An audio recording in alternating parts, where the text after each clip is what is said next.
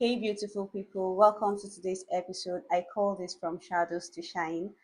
I'm glad you're here on Roots to Realities because this one is personal, like real personal. Before I go deep into my story, I would like to ask some mind stimulating questions and I would like you to think about them.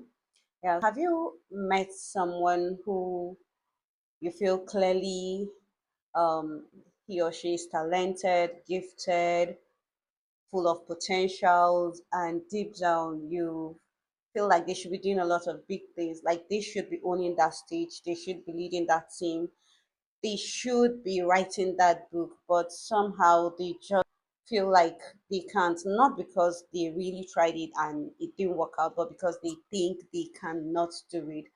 Or have you thought about others who are constantly trying to be seen? Like not in a I love attention kind of way, but more like they need to be seen to feel alive. Or have you ever thought about people who, like these days, we see a lot of people going for surgeries, like people who aren't just comfortable in their own body, like how they speak, how they move, they're constantly trying to work on these things. Some even pay people to act their real self. Like in this movie, She by Funke Akindele, we see how the main character tried to cover her hair all through and also paid someone to voice her. Well, that is deep and real. Part of that is what we will be discussing today. And I hope that somehow we'll be able to answer some of these questions as we go on. So please stay with me as I take you through this little journey, my journey. So growing up, I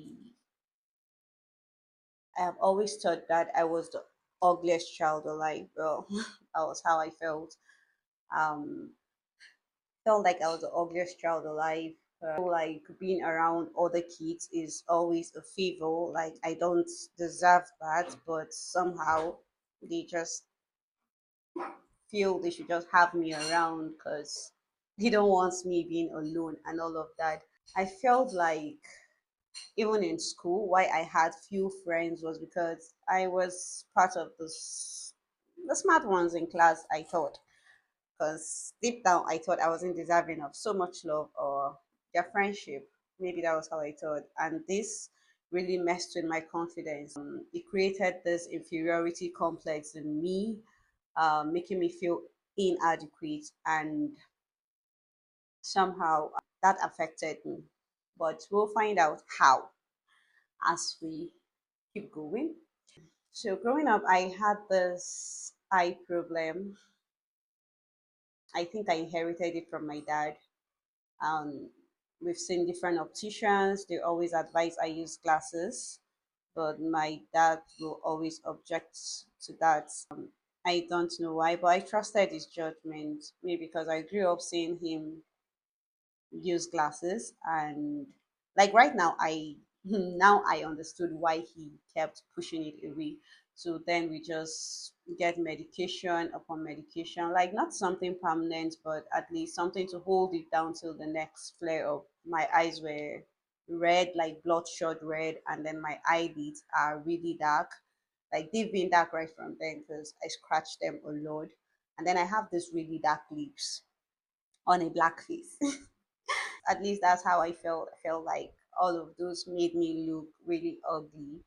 And you know where that started? At home.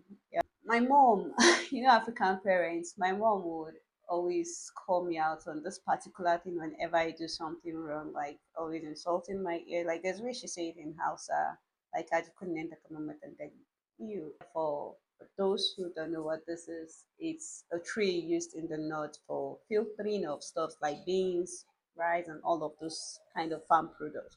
She would say that, and I remember few people would always come around to make comments like, this your ugly child, like they say it in Hausa. And when someone says that in Hausa, I don't know, but if you understand Hausa and someone is always calling you this ugly child, like mumuna yaring and no, and like it keeps coming, and those things, they have a way of messing with one's head, and they didn't know, I'm sure they never knew that all of this was creating something in me.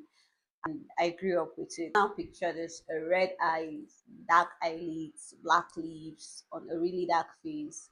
Like when I'm in pitch darkness, I would really have to smile for one to even realize that there's someone standing there. But that's actually how I felt. Emotionally, I was starving. I became a loner. I would always rather lock myself up, like just be alone in a room than be amongst other kids or among people visiting my mom.